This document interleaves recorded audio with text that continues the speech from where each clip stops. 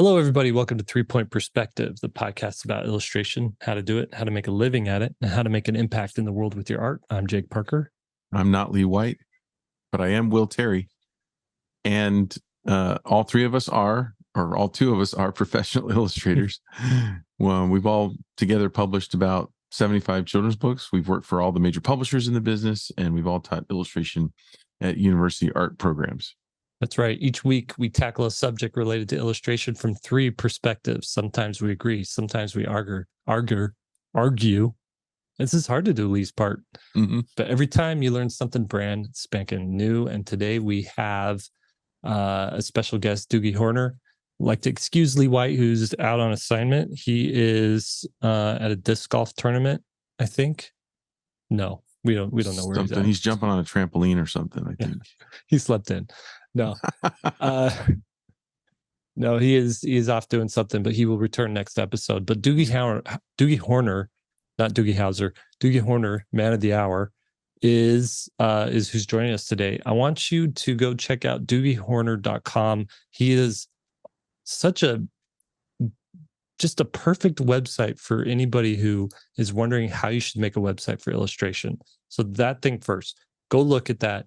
We've been doing these portfolio reviews where we look at people's websites, and you see some websites that just need tweaking. They need a little adjustment here. His website is so dialed in and so good. So that aside, check out his illustration work, but also he's a comedian who is, should we say, world famous, at least at one point, reached just about the level of fame you could expect as a comedian when he was on America's Got Talent. And he made it all the way to the final episode of that for the season that he was on.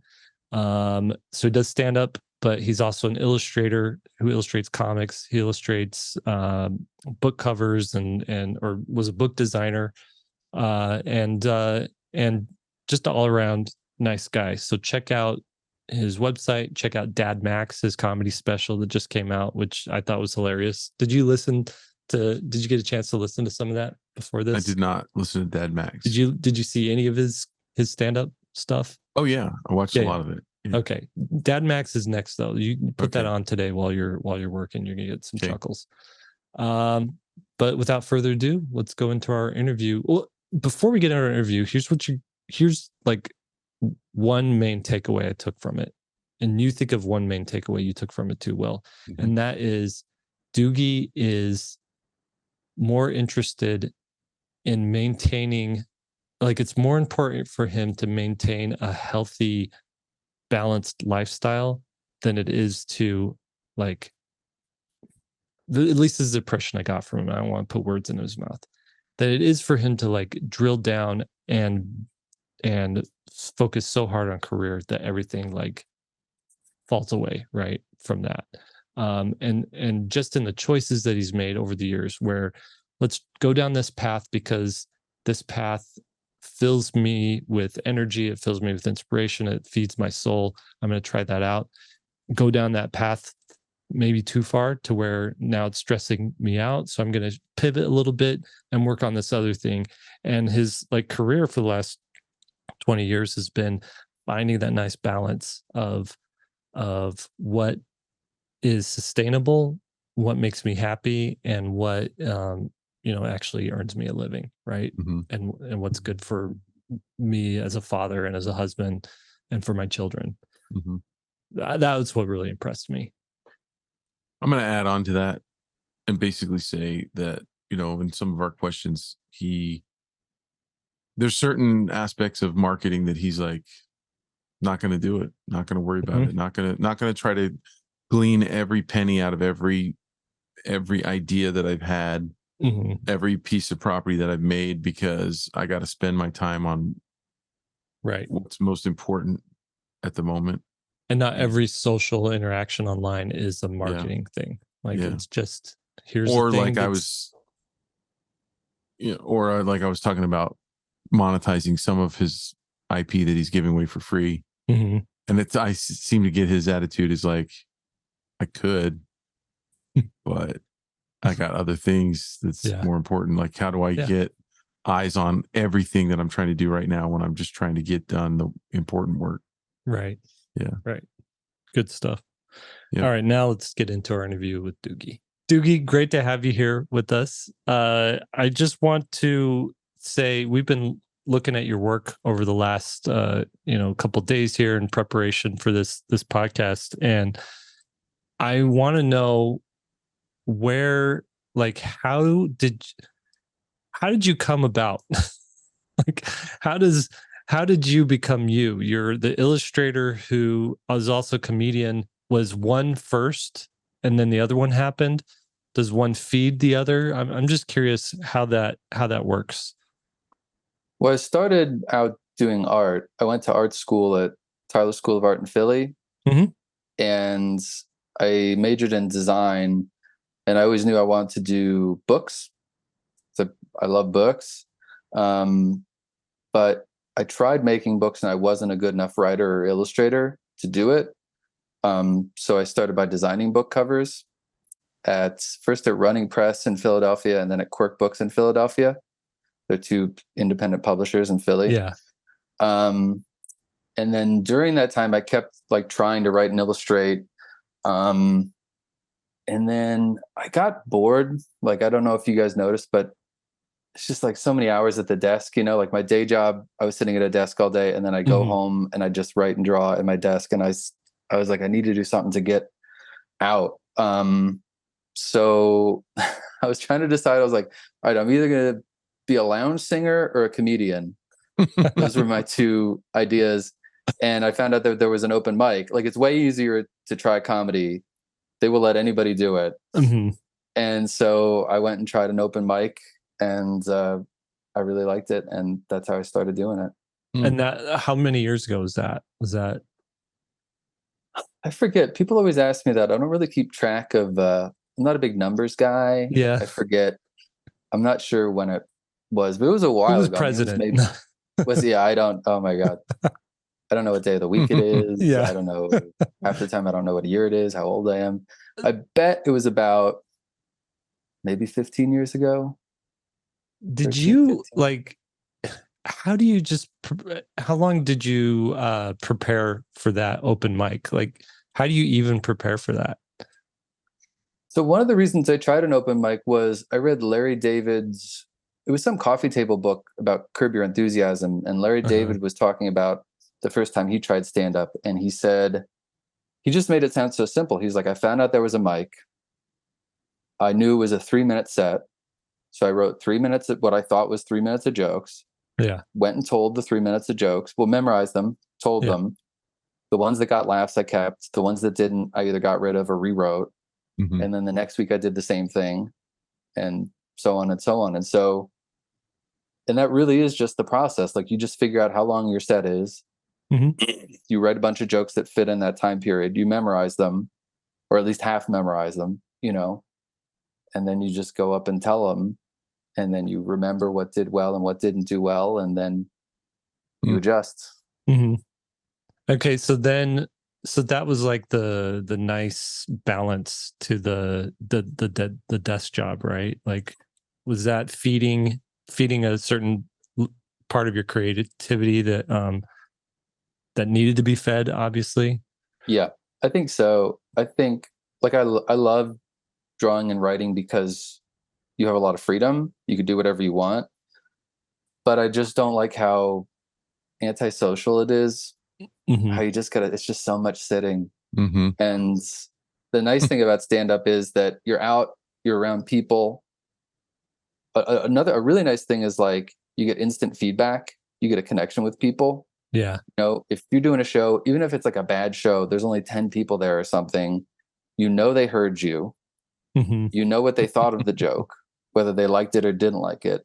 When you make a book, tons of people see it, thousands of people see it, but you don't know if they liked it or not. Like, even if they write to you and they're like, I loved your book, it changed my life, it doesn't really mean anything because it's just words on a screen. Right.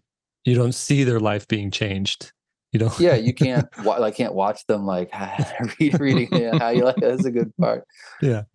So it's nice. It's more like life, but it's still an art form. Yeah. I gotta know. So you were on America's Got Talent, and you made it pretty far. I have to know, like I think it was the first set when you attacked the audience. Yeah. Was any of that planned? None of that was planned. Wow. I just had been there all day. So, I mean, I got there like, I took drive into New York City, wait there all day. It's a lot of waiting. There's, setting up cameras. There's the Hammerstein Ballroom, which it was like 2,000 people. So everybody's got to get in. They got to get seated. They got to do all the stuff. All the acts are going on. I was second to last person. Mm-hmm. So the whole time the show's going on, the green room was actually underneath the audience, and so you could hear the crowd above you. Felt like you were in the Coliseum. You could hear them like, yeah.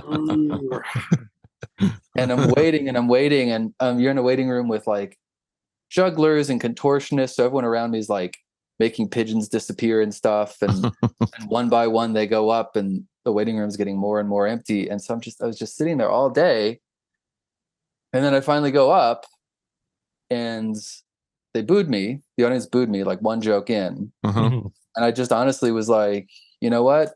I don't like you either. And if you think I'm just going to leave, I mean, like I have a microphone in my hands.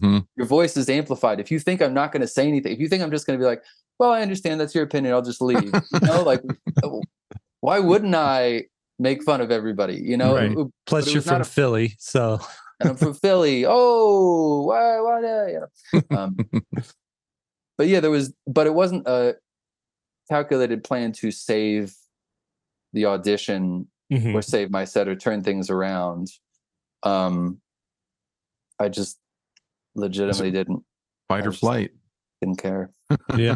And I think it's like that audience, that's not a normal crowd either. It's not like a crowd that goes to a comedy club. Like, no. These are really critical, tired people, right? I don't think they're hired. I think it's like free tickets. Like you want to. No, I mean tired, not hired. Oh, tired. Yeah, they were tired, and you got to keep in mind, like I'm going between. Like I went right after the dancing Sarah Palins. This was when Sarah Palin was in the news, and so it was like these dancing Sarah Palin impersonators, and then like guys in bear suits and. And there's jugglers and magicians and stuff. And then I'm just standing there in a gray suit telling jokes. Of course, everybody was like, boo, get on the stage. Yeah, where's your bear suit? Yeah. I was going to follow up. Like, why would they put you second to last?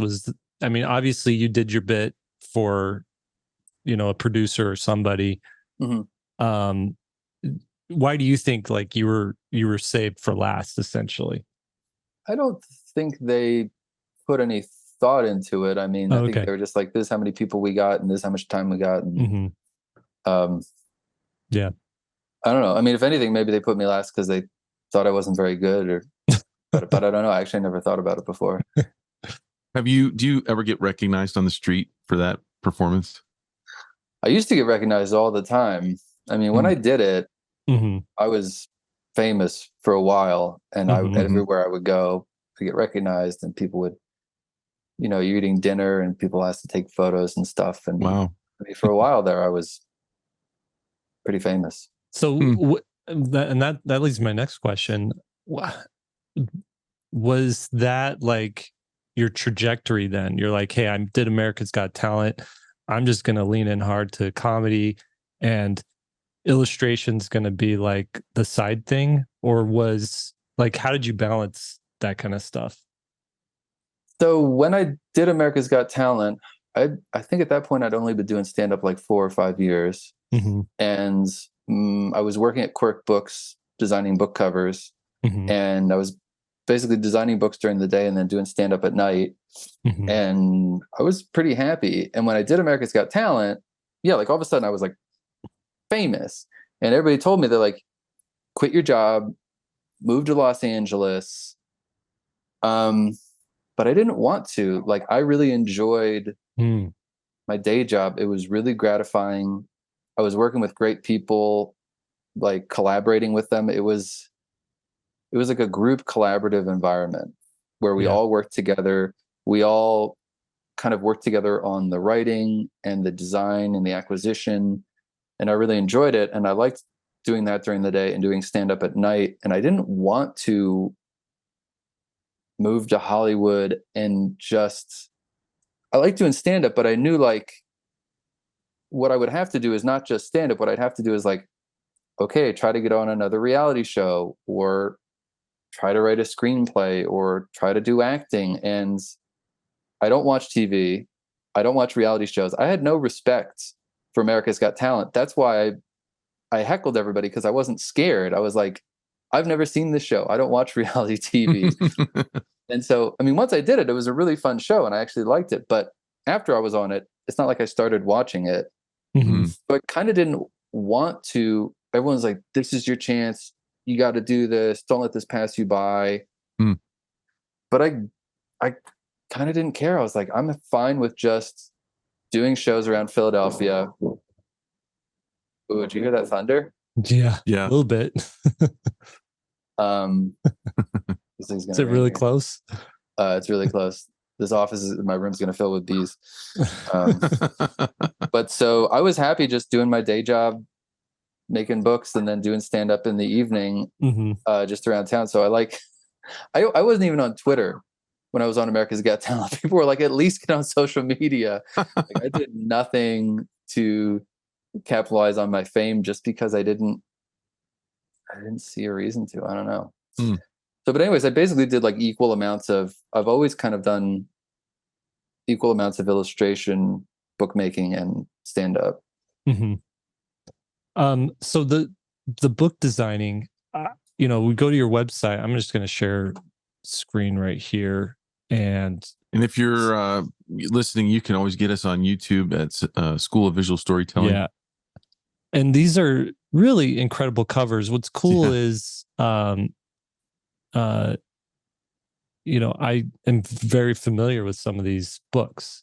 I wanted to ask you, working for a publisher, what makes a good cover and what makes a bad cover? Like, would you submit ideas, and at some point did you just know like what was going to work and what was not going to work, or was it always just like a shot in the dark?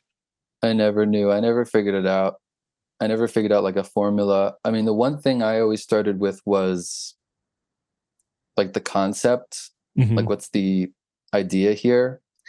I mean, designing books at Quirk was a little different than designing them at Penguin or Knopf, because most of our books were really high concept. And so with a lot of novel covers, you're really just trying to communicate a vibe, and you don't want to tell the person what it's about.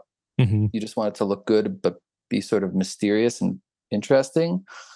But with Quirk books, each of the books had like a concept, like Pride and Prejudice and Zombies. It's a mashup.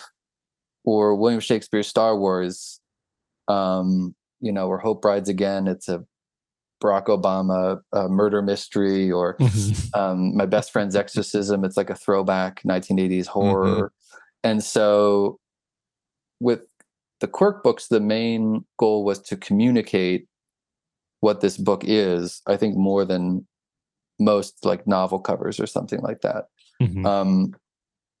So my process was just like clear communication while also making it unique and visually appealing. And I tried to make covers that didn't look like most book covers. Yeah. You succeeded. So for example, like, I mean, I don't want to, like, how would you work with an illustrator? I'm assuming some of these illustrations aren't yours. You're just involved in the design. Right. Yeah. The only one of those I illustrated was Pride and Prejudice and Zombies. And for that one, I found a painting of that girl, and then I painted the zombie parts. Yeah. Combine them. I remember when that book came out, everybody was talking about it. Yeah. Do I remember when my friend Jason Rakulak came up with the idea, and he pitched it, and his pitch was Pride and Prejudice and Zombies. It just like said the title and went like that. And everyone at the table was like, pitch. What are you? He was like, we take Pride and Prejudice, we add zombies. And everyone was like, what this is the dumbest idea. But it's a New York Times bestseller. Dude, it was huge. Yeah. I was behind it the whole time. I was like, yeah, sold. Let's do it. Great. Did he also do Abraham Lincoln Vampire Hunter or something like that? No, so that was the author. So at Quirk, because we're a small publisher, a lot of the books we did, we came up with the ideas in-house. So like Jason would come up with the idea and then he would find someone to do it. So Seth Grahame-Smith wrote Pride and Prejudice and Zombies and then went and wrote Abraham Lincoln and some other stuff. But the concept was generated in-house by Jason. That's such an interesting business model too. Well, we were small, so we didn't have a lot of money, so we couldn't. I mean, how most publishers do it is they wait for agents to pitch them stuff and then they bid. But if an agent's pitching you something, you're going to have to pay a lot of money. And what happened with us, though, is because since we were a small publisher, we couldn't pay a lot of money. So generally, if an agent was pitching us something, we knew they had already sent it around to all the big guys and they had all passed on it.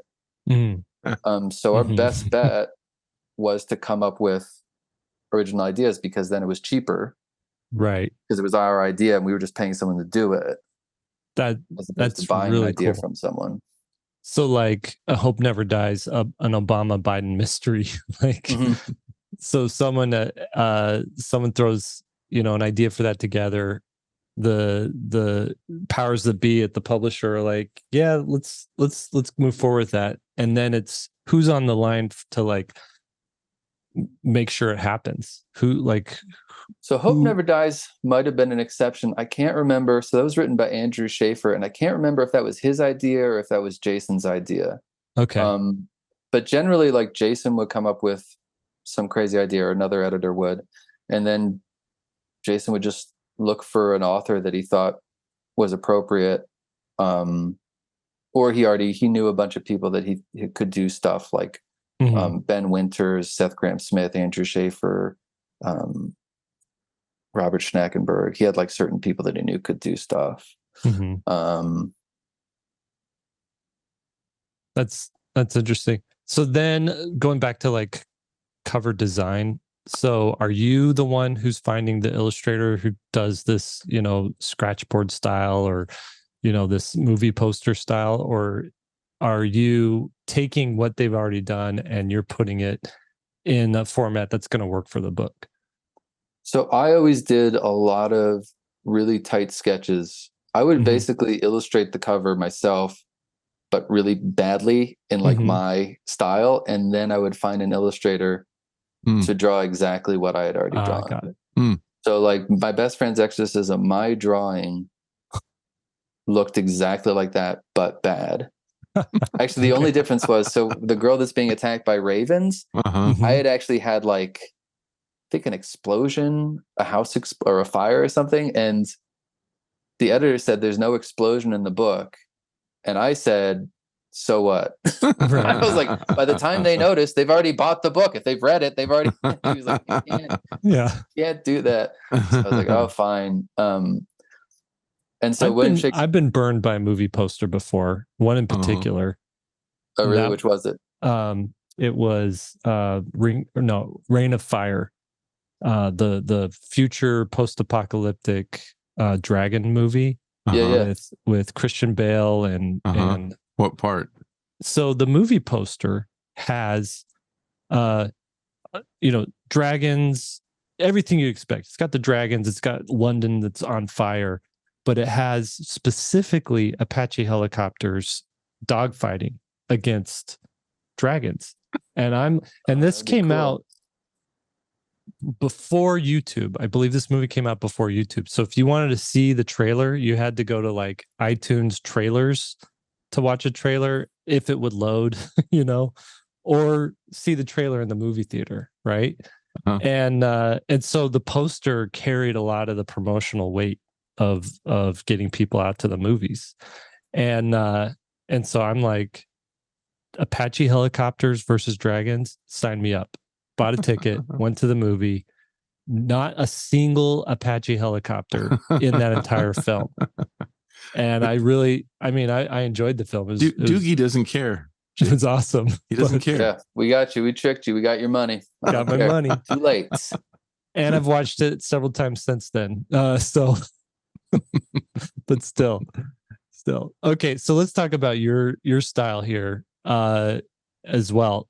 This seems so perfect for for your personality, for the humor that you have.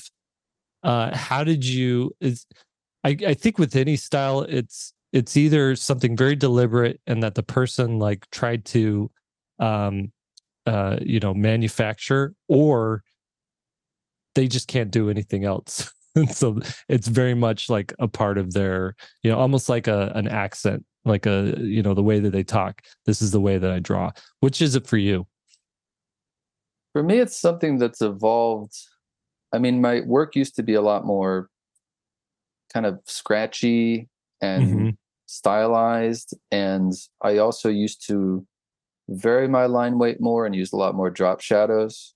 But the style I'm using for Invisible Boy now, I chose because I'm trying to make my style look more appealing to kids. I feel like for many years I was pitching kids books that didn't sell, and part of the reason was because my style looked like comic books. So that's one of the reasons I'm doing comic books. I've always wanted to do comic books, but I just wasn't a good enough drawer to do it. It's taken me 40 years to get good enough to be able to draw all the things you need to draw to do a comic. But I think my style just evolved naturally, except in the past couple of years, I've intentionally tried to take steps to make it look more like it's for kids, because that's who I want to draw for. That's who I want to write for. Right. And so what would make a drawing for a kid versus, obviously this looks for kids. Is this like the style you were going for previous? That's kind of how I drew before. Yeah. Got it. For me, my kid style has been, there's less line weight variation on my pen. And I'm using less drop shadows or no drop shadows. And just a little simpler, a little rounder. Yeah. So that's more like my current style now. Yeah. Invisible Boy stuff. Which, looking at the preview of it, and reading some of it, I'm really enjoying it. I think this thing's going to be a success. When does the book come out, actually? The first one comes out spring 24. Okay. So we're maybe coming up on it. 8 months away, 6 months away, something like that. And I'm working on the second one right now. I'm inking the second one right now. Yeah, it looks really fun. You have really fun ideas. Yeah. And I was looking at your web comics and wondering, like, how does the web comic help you monetarily, or is it just purely for fun? Or like, because I have a lot of students that ask about doing web comics. Should I do one? Like how to monetize it and stuff like that. I started doing the web comics. So like I said, my whole life I've wanted to draw comic books, but I was never a good enough artist, because I would look at Spider-Man or whatever, and it's like, you got to draw skyscrapers in perspective, even just like telephones, like someone holding a telephone. I'm like, oh God. Or like doors opening, right? That's perspective. Or like a car. I'm like, oh my gosh, I can't draw this stuff. So I gave up on it. But over the pandemic, my family and we were living in Queens, and we left Queens and we moved out with family in the woods in Berkshires. And we just had all this time to kill. And so my son and I started drawing comic books together. And he would describe stuff to me. I don't know if you guys have experienced this before, but your kid's like, all right, I'll write it, you draw it. But they're writing it in real time. And so you have to draw as fast as they're talking, right? So I started drawing in this style, the style of these web comics of David's dad's movie, where I was drawing just like really fast, And I was also trying to emulate my son's drawing style, because I heard when you draw with kids, you should try to draw the same way they draw. Because if you draw like an adult, at some point they'll look at your drawings and be like, well, my drawings don't look like that. Mm-hmm. So I guess I'm not good. Mm-hmm. So I was trying to copy his style, and I was also trying to draw like a kid. And I realized that I was enjoying it. And also the comics I was creating were still comics. Like, they were still legible. They still worked.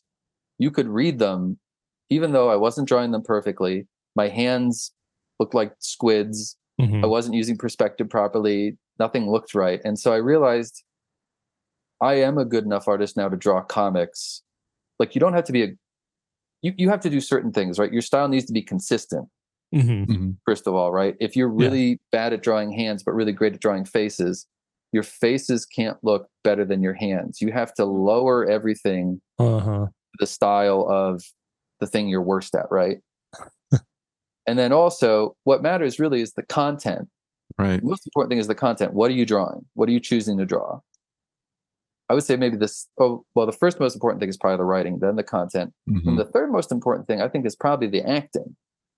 And so your character's expressions and their body language.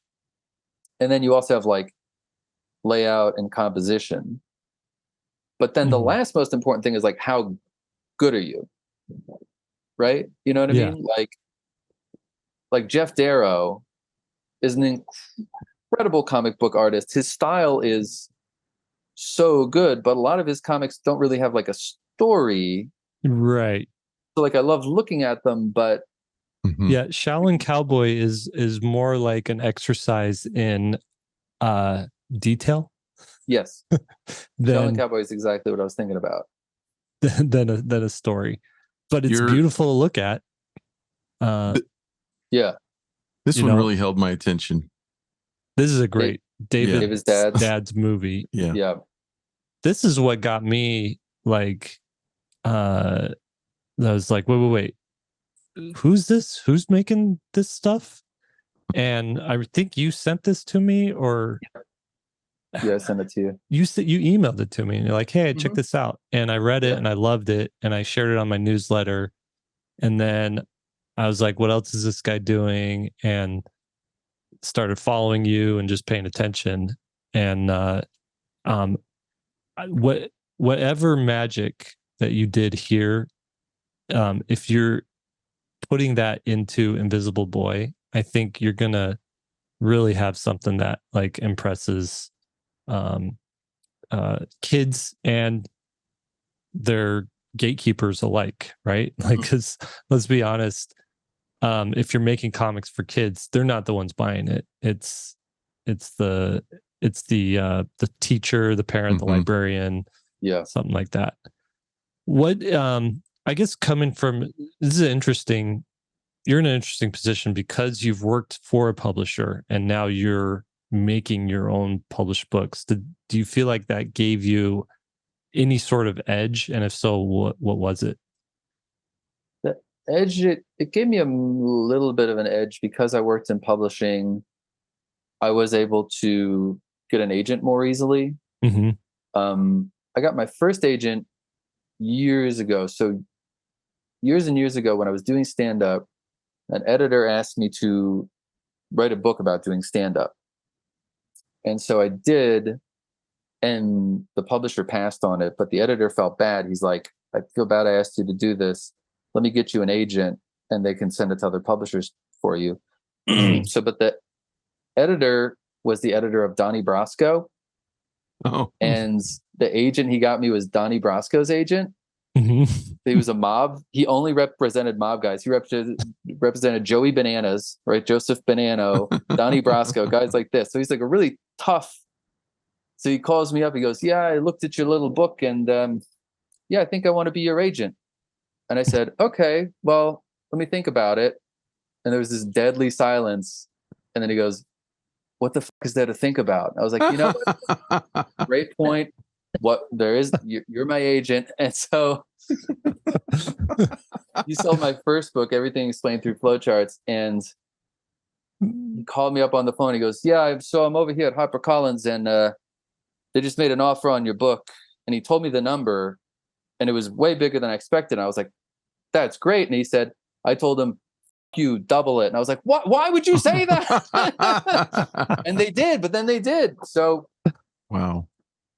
That's amazing. Cause I'm sure he gave him an offer they couldn't refuse, right? Exactly. So he was my agent for a little bit, and then I left him, and then I got another person, and then I got another person. But the last agent I got, the agent I have right now, is really good. And he's been really helpful to me. Like, he works with me. He's been a great agent. And I know about him from publishing because I have friends that are editors, and I was like, who is a good agent? And they recommended him. So that's been helpful.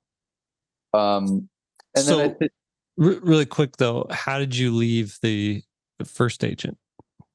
So and how are you still alive? Yeah. The mob, are you allowed to leave? So my second book was 100 Ghosts, and he didn't like it. And so I left him because I liked it. And then I got another agent, and then that didn't work out. And so well, can we unpack that just because we get that question every so often? Like, how do you leave an agent? Was it just as simple as an email? Was it a phone call? I just emailed him. I said, well, if you don't like the book, then I'm going to find someone else to sell it. He didn't even write back to me. I think his secretary was like, all right, see ya. There were no tears on his end. I love it. So I think people overcomplicate things way too much, and really, it's business. It's not like your best buds. No, it's not personal. I mean, if you're with an agent for a long time, it becomes a mix of, but it's personal. It's like some, the person who shares the cubicle next to you. It's, you know what I mean? It's, you wouldn't be together if you weren't doing business. Right. But a big thing that helped me from another thing that helped me from being in publishing was that I designed books for a long time. So all my books, I am able to, almost all of them, I've also designed. And so that's helpful, that I can design my own books, or when I'm doing a pitch, I'm a designer, so my pitches don't look bad or whatever. And I guess I have some insight into publishing, having worked in publishing for a long time. Like, I kind of know what the acquisition process is like and stuff, but I'm not sure if it gives me like a huge inside track or anything. What is the acquisition process? Well, at Quirk, the acquisition process was the editor would come up with a book idea, usually, or they'd find a book would be pitched to them, and they would bring it into acquisitions, which was a meeting we had maybe once a week or maybe every other week or whatever. And acquisitions. Who's in that meeting? I think at Quirk it was everyone. Okay. But because it was a small company. Yeah. Although now we actually had a pre-acquisitions meeting called Blue Sky. And Blue Sky was like a no pressure acquisition. So Blue Sky was like, you can just come with kind of like an idea. Like you can just come and say Pride and Prejudice and Zombies. Or it was like you could pitch stuff before acquisitions, because in acquisitions you start to ask the hard questions. Like acquisitions, like sales is there, marketing's there, everyone's there. And so you get into like money and questions like that. And in Blue Sky, it was really just the creative people. It was just editorial and design. And so you would just ask the questions like, do we like this? How could we make this better? What is sales and marketing going to say? Maybe you would sort of think about that. And then in Blue Sky, usually you'd give feedback. You could say, change this, change that. I don't like this. I do like that, whatever. And then the editor could take it back and like work on it for a little while. Maybe they'd work with the designer on it to try to change some things, or, and then you would bring it into acquisitions, which was at our company I think it was the whole company. And you would pitch it. And if everybody liked it, we'd say, yeah, okay, let's make them an offer. Well, production was a big part of it too. Production would be there and they'd say, usually they'd have like I forget if we did the P&L then or if we do it later. But a lot of times we'd look at, all right, what's the P&L? Like, how much are we going to charge for this? How many copies do we think we can sell? What's the package look like? We really cared about like the package. So what's the trim size? Yeah. Because we didn't just do novels. Like not all our books were the same size and the same format. And so we'd look at the P&L because then like, okay, we have to sell 15,000 copies of this, or we have to sell 50,000 copies. And that was a big part of it too, because like if a book is like a little weird book, like 100 Ghosts, but it's cheap to make, it's not costing, we're not paying a lot for it, the P&L is low, we might acquire it because we're like, okay, we only have to sell 10,000 copies. So let's pull the trigger. But if you're acquiring a book from an author and it costs more, even if you like it a lot, then you have to decide, well, okay, we would have to sell 50,000. Can we sell 50,000? Right. It's a bigger risk. And so those are all the things we would discuss in acquisitions, that kind of like business type nitty gritty that we wouldn't discuss in Blue Sky, which was more just creative. So in publishing, are you like, is everyone kind of aware how books are selling? Like, hey, this is a really good book and it hit this certain benchmarks. Are there meetings about it or emails about it? Or is it just you make a book and you move on to the next thing? You don't worry about what happened. I mean, one of the great things about Quirk was that it was such a small company that like I was right next to John in production. And so I could just like poke my head in and I'd be like, hey, how many copies of What's It did we sell? And he could like look and be like, oh, we're up to this many, or, he would tell us if we're doing another printing. So you knew how things were selling because all the departments were in close contact with each other. Yeah. I don't know if it's like that at other bigger publishers. I get the feeling it's not, especially not with like design. I get the feeling that a bigger publisher's designers just design the book. Yeah, it's pretty compartmentalized. Like, that's it. Yeah. The left hand doesn't know what the right hand's doing. Yeah. That's fascinating. Quirk is a cool publisher. Like I do love, they're quirky. I mean, they live up to their name, right? Like that was a big question we'd ask. We'd be like, all right, this is a great book, but is this a Quirk book? Right. As a small publisher, we kind of needed to do things differently. Like you couldn't acquire a book just because it was good. Yeah. You had to be like, well, what are we going to do with this that somebody else wouldn't? Like, why should we publish this as opposed to Penguin? So you got your new agent, which you've been with now for, you're not good at numbers, but it seems like some seasons. Yeah, I forget. We've been together now for a couple years. And it's interesting. My old agents, I'd give them a pitch and they'd be like, all right, let me send it around.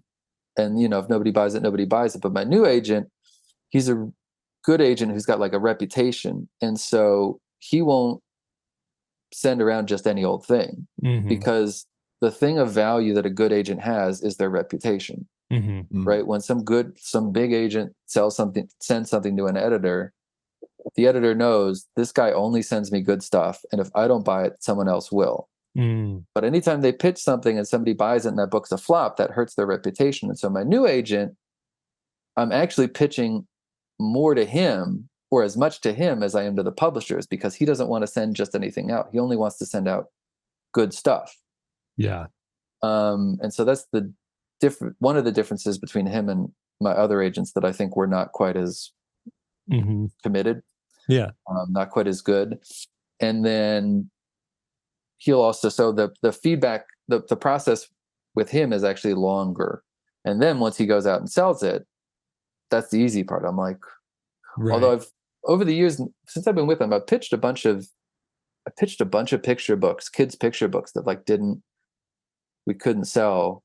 But like I said, that's what I realized. I'm like, I think I should be doing comic books, not picture books, because my style's not really a picture book style. And I think my sensibility is not really either. It really seems like it would fit in with the middle grade.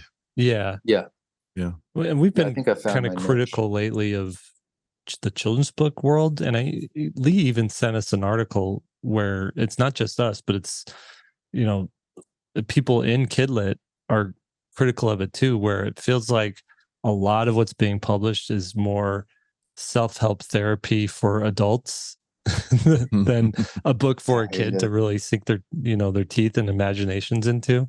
It's so depressing. It's like, yeah, you're buying this book. Like I saw some book recently. Yeah, they're like, this is the earth. Better take care of it. I'm like, that's for me. What's he's 5. Stop telling him.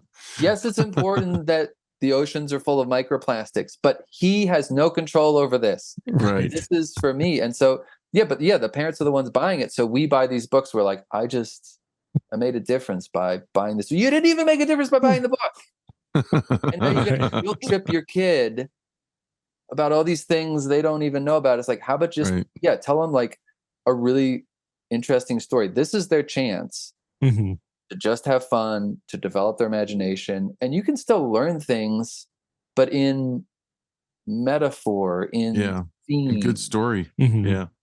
It doesn't have to specifically be about adult problems. Yeah. Right. Yeah, you don't want to give 5-year-olds ulcers. Not yet. Some people yet. do. Yeah, I agree. Hey, can I circle back to the web comics again? Yes, I never answered your question. So I didn't do them to make money. The only reason I posted them online was because, like I said, it's the stand-up in me. Like I really like having an audience, and I'm a real, like, I just like sharing my art. And if I just make art and put it in a drawer, I don't enjoy that. I mean, like I enjoy that for practice. Like obviously I have a sketchbook and I do that, but I do that for practice to improve my drawing. But a different part of me engages when I know I'm making something that people will see. I try a little harder. I think about the reader. I want to impress them. And so I did those web comics. I just put them up on Instagram, and I didn't even do a good job of putting them up on Instagram. Like I just did it so people could see it. And I had no intent. I mean, I didn't make any money off it. I didn't monetize it. But in a way, I did monetize it because all those webcomics were the incubator for Invisible Boy. That's what I was wondering. Yeah.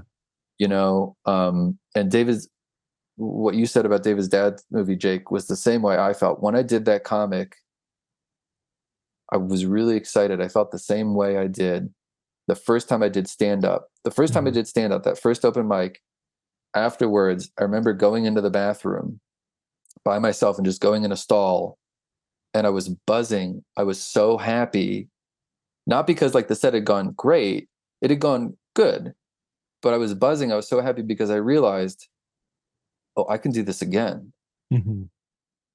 This is like a new thing I can start doing. And when I did David's dad's movie, I realized that too. I was like, oh, this is good. It was fun to do, easy to do. I enjoyed it. It was creatively rewarding. And so I've heard Alan Moore said this. I think he said, if you want to make something really good, you have to do it. If you want to make something great, you have to do it without hope of reward or fear of failure.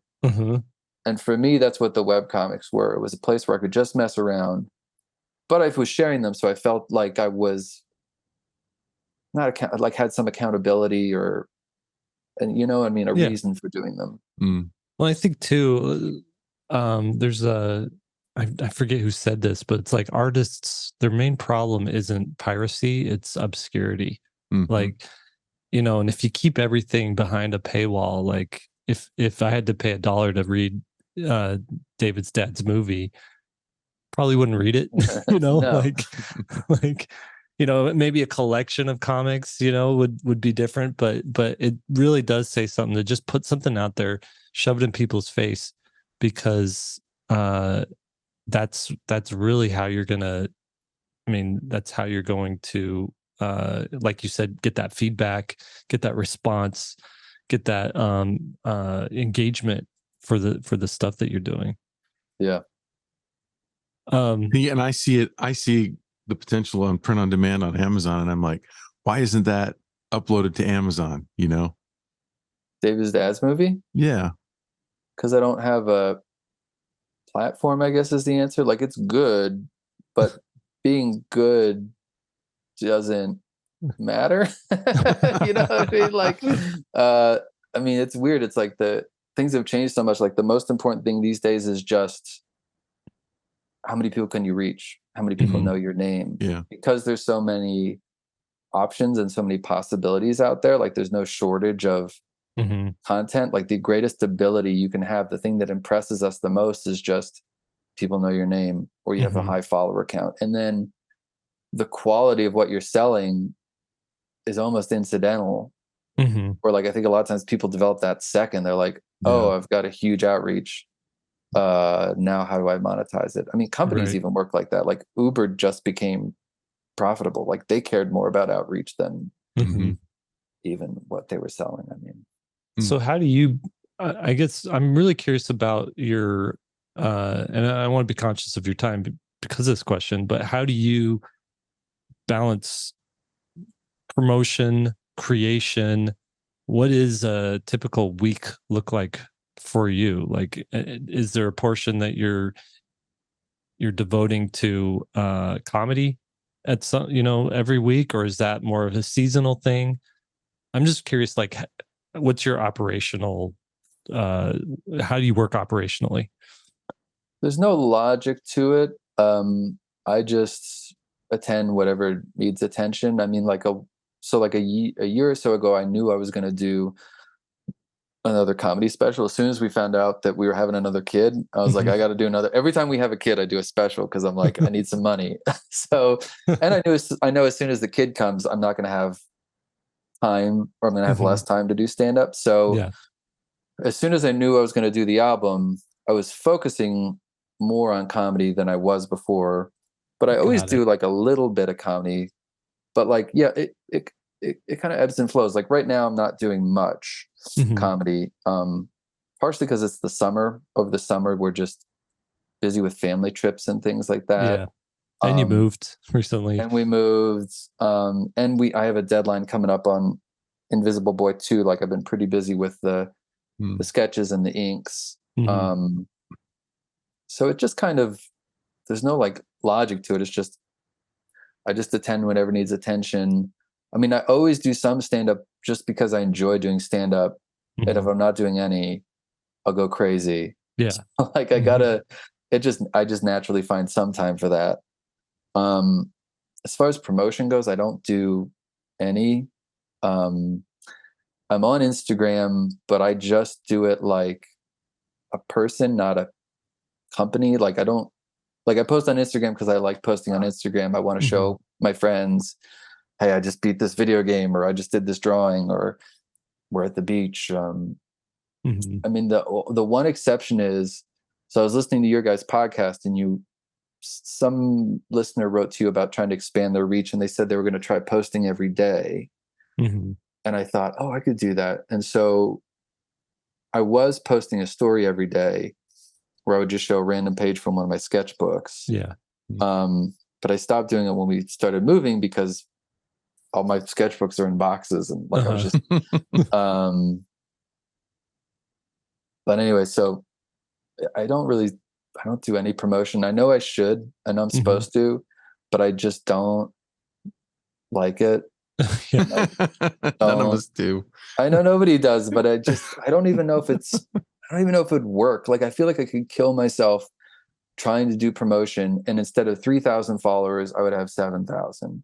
Right. And does that make a difference, even, as opposed to if I spend my time focusing on work and making great work, maybe that's a better ticket for me than trying to make great content. Like, if I make something really good, then maybe people notice that, and that will lead to followers. I don't know. Like, Dave Pilkey doesn't have to post a single thing because he made Captain Underpants, which was, it spoke for itself, and Captain Underpants fed into Dogman, and Dogman will feed into whatever he's working on next. Right. Yeah. I think that's a good strategy. That's such a good point. Like, what difference is 5,000 to 7,000 Instagram followers make. I think I'm big on newsletters. I like your newsletter.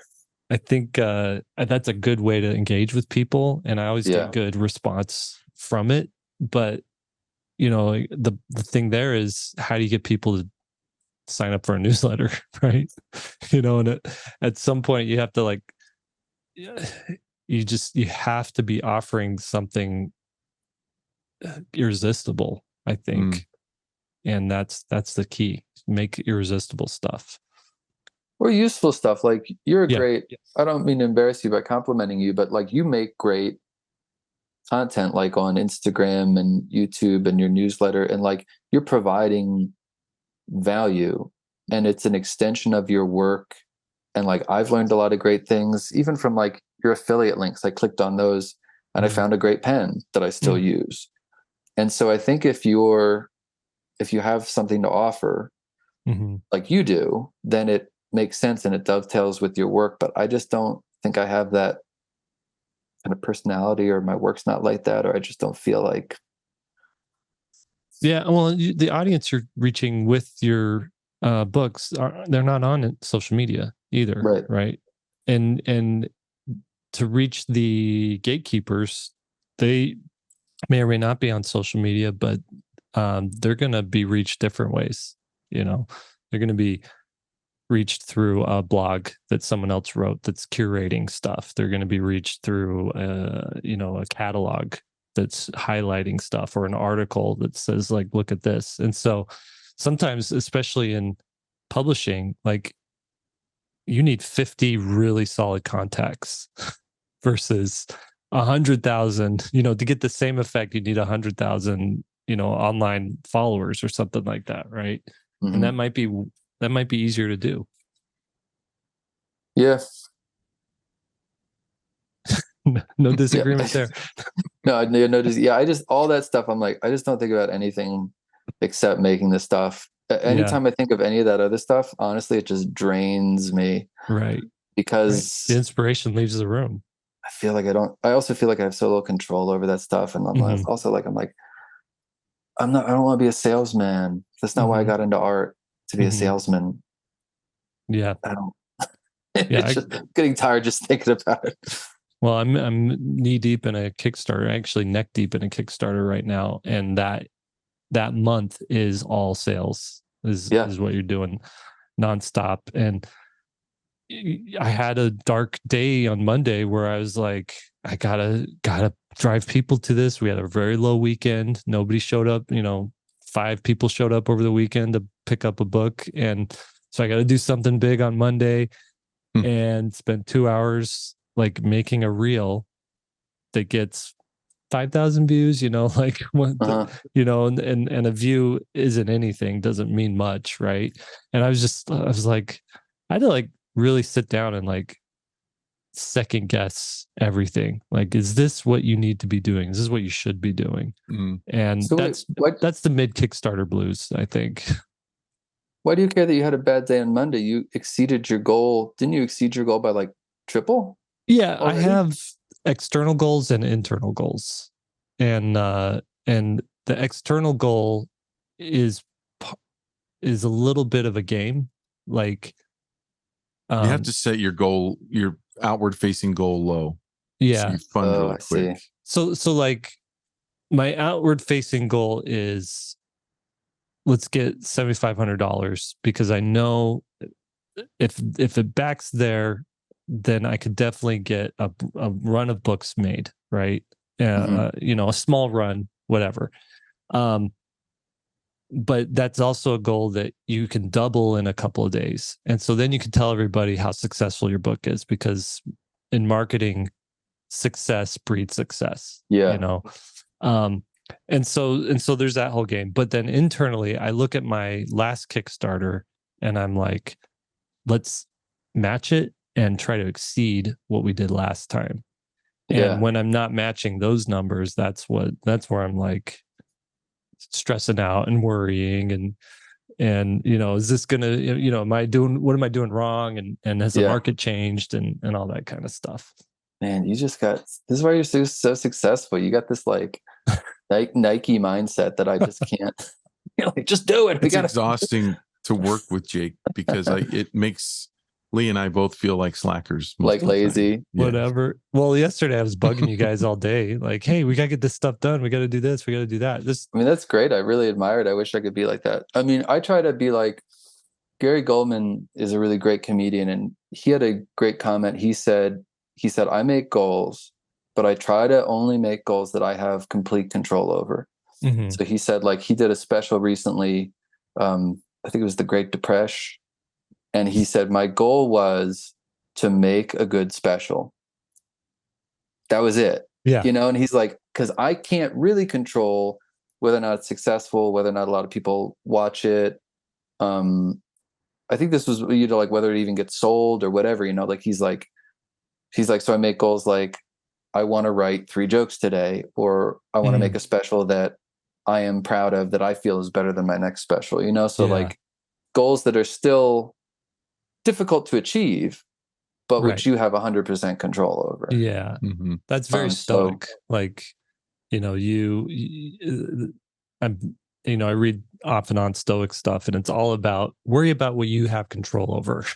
Mm-hmm. And don't worry about what you have zero control over. You know, leave that to the gods or whatever, right? Like they'll handle that. You make a good special or a good book. And I guess, you know, if I look at, I'm sorry this turns into a therapy session for Jake, but if I look at I think when I think about my mother, it's where it all really started. Yeah. No, but if I look at the Kickstarter, like I am doing the best I can do on that.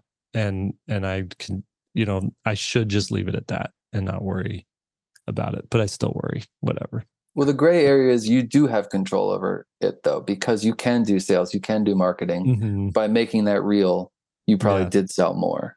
So this is the gray area. It's like, well, you kind of do have control over that stuff. You just have less control over it. Yeah. Yeah. Yeah. How much do you bill me for that? That's a freebie. You know what? That's good. On the house. Good. Well, I think we appreciate the time. Did you want to wrap up with question? One last question for Doogie. Okay. I know you got bees to like eradicate from your house, and I gotta wait till nighttime to dust them again. You can't do it during the day. They're on the roof. I'll like get attacked and fall off the roof. Oh, no. Wait, really quick. How far away? Like, how far north are you? Like, how far from? You're in New York State, right? Yeah. So we're from Philly. We lived in Philly for a long time, and then we moved to New York City, and we were in Queens. Yeah. In Sunnyside. And then when the pandemic hit, we left, and we were living out in the country, and we were like, you know what, this kind of isn't bad. And at that point I decided, like, I got used to, I couldn't do comedy during the pandemic. Mm-hmm. And I decided, I was like, all right, I'm going to stop trying to make a living doing comedy. I'm going to keep doing it. Mm-hmm. But I'm not going to try to make it like my primary job anymore, because I found I was happier when I wasn't stressing about that, you know? Yeah. And so we were able to move out here to the country because of that.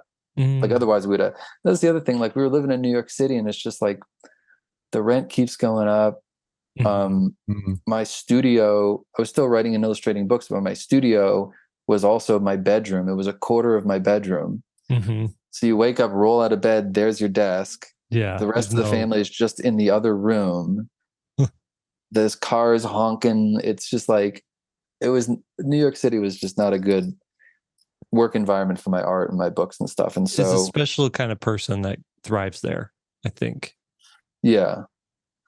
And so anyway, so we were living out in the country during the pandemic, and then my wife got a job. My wife teaches animation.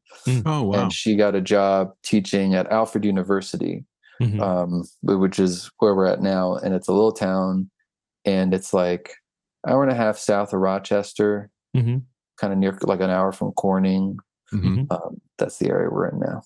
Cool. Okay. So if you do comedy, then are you like going down to the city for that? Or I do some, like I travel, I'll do the road. Like, so I'll travel like pretty far. But then I'll also, for local stuff, so it's funny. There's one other comedian in town. It's crazy that there's one, and he's good. And so we just put on shows. So we'll do shows at like VFWs and breweries and coffee shops, like random places around here.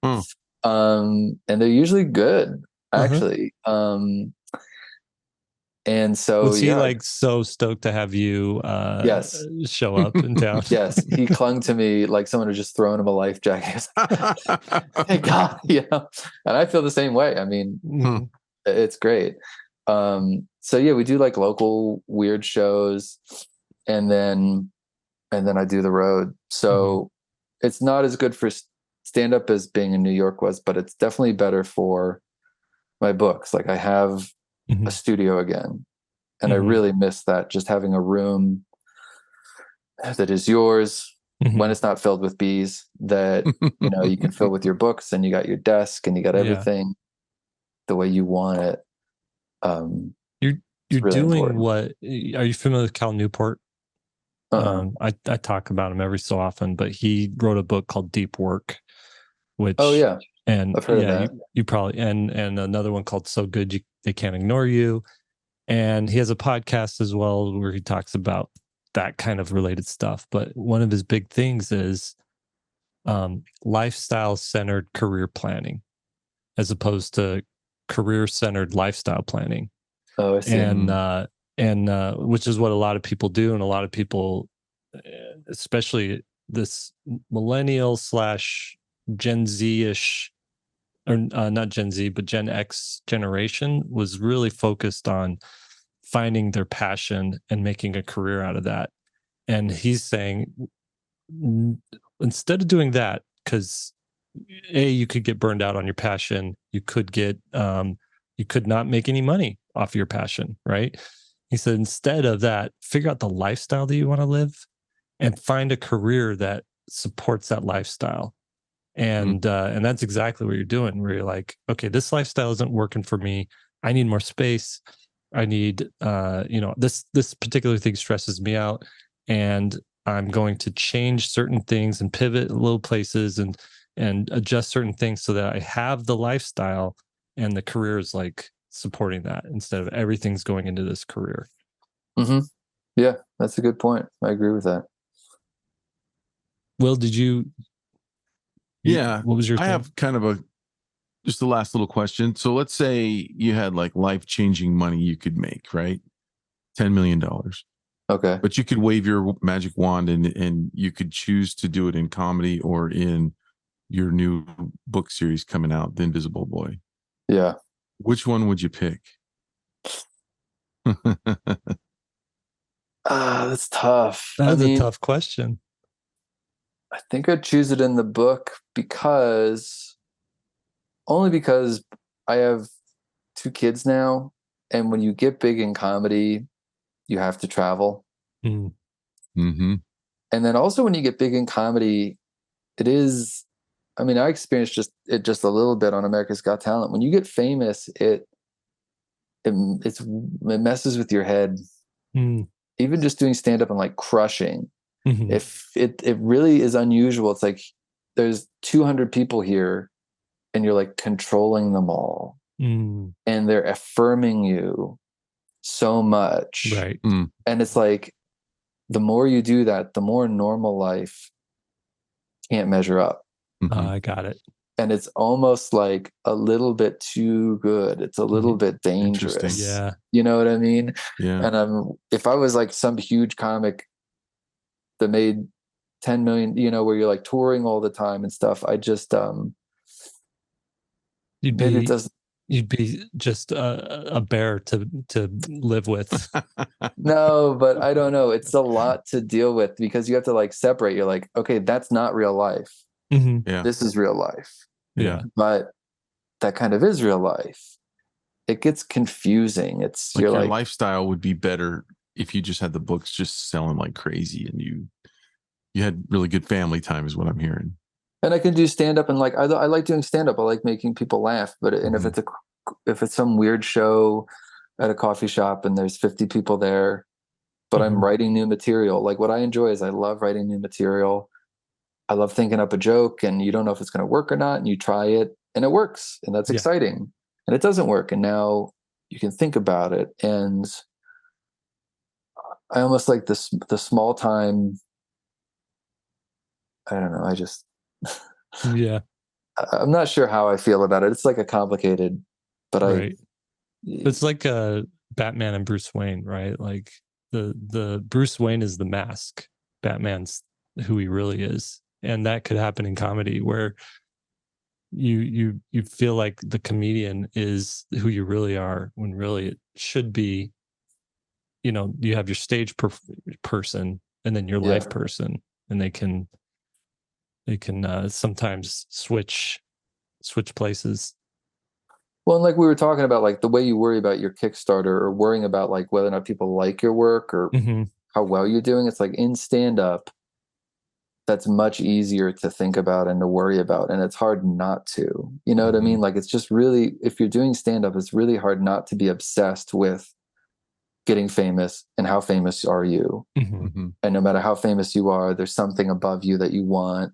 And then like you can lose that at any time, or things can change, or that's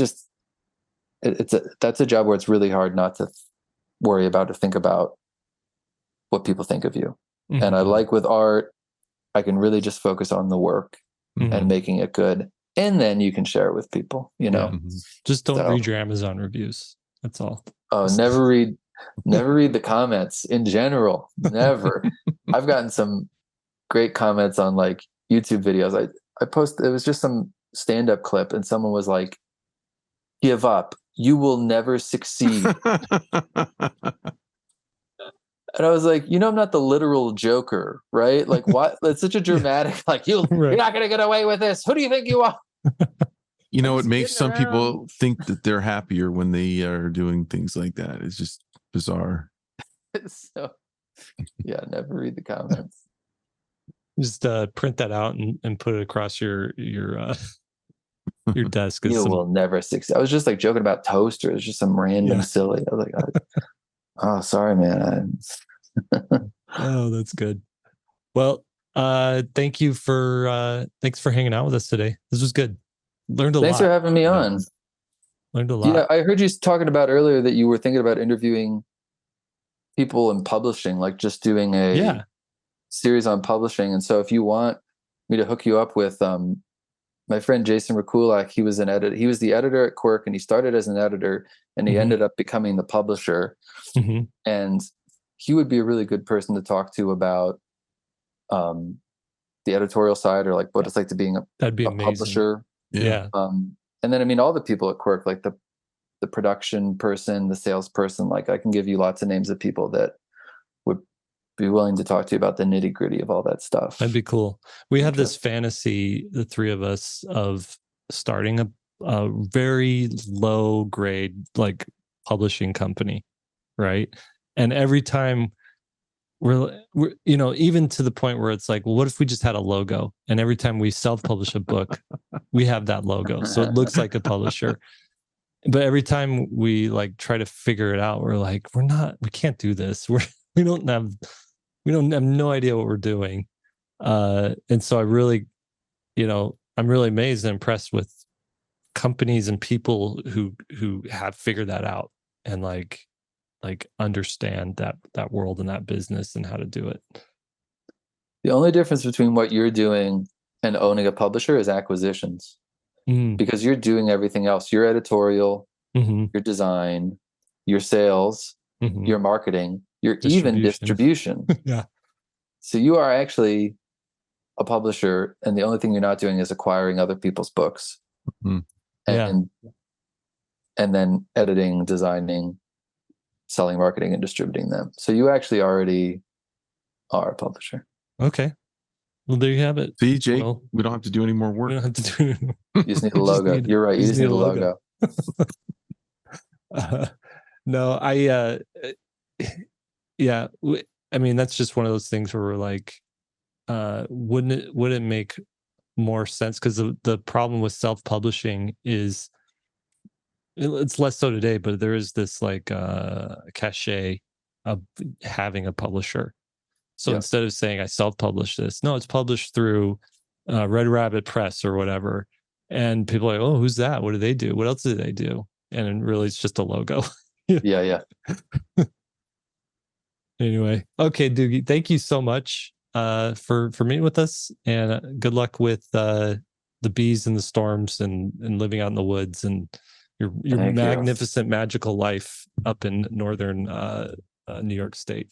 Yeah, I'm gonna go churn some butter right now. Actually, really, tap some trees and get some syrup. Okay. We do make our own maple syrup, but we don't churn our own butter. Well, I saw that in one of your web comics. The syrup tapping. Yeah, I'm like, you could tell where you live. Mm-hmm. Yeah. Cool. All right, we'll let you go, and then we'll record our intro outro for you. All right, sounds good. Thanks for having me, guys. It was a pleasure. Yeah, it was really good. Yeah, really good. What did you think of that, Will? Oh, it's so cool to actually meet someone who's done stand-up. I guess I've met another guy who did, but someone that's an illustrator and stand-up. I've never heard of that combination before. Right. It's like he embodies, he's a two-spirit. He embodies the introvert and the extrovert, right? Right. And like that would be like a nightmare. Kick me out on stage, Right. And I guess if you had time to prepare and you knew what you were going to do, but still, like, my biggest fear is the freeze up, Like, have you ever frozen up before, like when answering a question or something? Yes. No. Me too. I think I actually wouldn't mind trying 3 minutes of joke telling, like just to see if that gives me any sort of thrill or if I absolutely hate it. But I will say this, there's been times where working in an animation studio where they've needed someone to come in and just do scratch audio, like, hey, we don't have the voice actor for this yet, can you just read a line, can you act a little bit, can you do something? And every time that I've done that, I've always been like, oh, that'd be fun, I'll get up there. Every time I'm in front of that microphone and there's a guy in the box over there, recording, and everybody, there's a producer with the script, and I'm sitting there, I absolutely fall on my face. I'm just like, yeah, like forget how to talk, forget how to have any sort of like cadence to a speech, right? I just turn into this robot that reads the lines. But Doogie is, he is incredible, an incredible like communicator, and I think that's his strength is whether it's through spoken word or through visual, like he has thoughts, he has ideas, he has a message he's trying to make, and he is able to communicate that in such an effective way. He said that in the interview too. He said, he kind of gave a ranking to what's important, and he put the creativity, the idea first, which is what we've been talking about a lot on the podcast here. Is that he embodies, to me, the artist that has something to say and has something to not only say, but to change the audience or his audience emotionally. And that's what you need. Like, when I read his webcomics, I identified, like, they brought me back to especially the one, the dad's, what is it called? Movies. David Dad's movie. David's dad's movie. He brought me back to when I was a kid and some of the things I thought.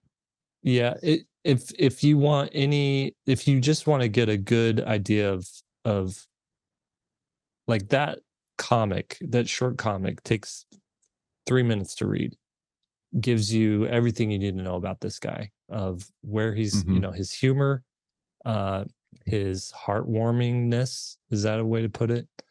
And his just ability to get that feeling and that message across. All right, I'm gonna take us out here. Like I said previously, check out DoogieHorner.com, and do check out his comedy special, Dad Max. And if you're listening to this in spring of 2024, he just had a book that just barely came out. So either that is a very specific call out to either time travelers or people who are actually living in spring 2024. So I guess and people beyond that, but whatever. I really know how to ham fist outro here. So here we go. Thank you for joining us, everybody. And thank you, Doogie, for joining us today. 3-Point Perspective is made possible by SVSLearn.com, where becoming a great illustrator starts. Your hosts have been Will Terry. You can find him at willterry.com and at willterryart on Instagram. Lee White, who couldn't make it today, who's on assignment, and he will return for the next episode. It's leewhiteillustration.com and leewhiteillo on Instagram. And I'm at mrjakeparker.com and at Jake Parker on Instagram. Podcast produced by Daniel Tu. That's danieltu.co is where you're going to find his work. Special thanks to our Shownotes Wrangler, Lily Howell, our Chief Operations Officer, Lisa Fott. Now, go draw something.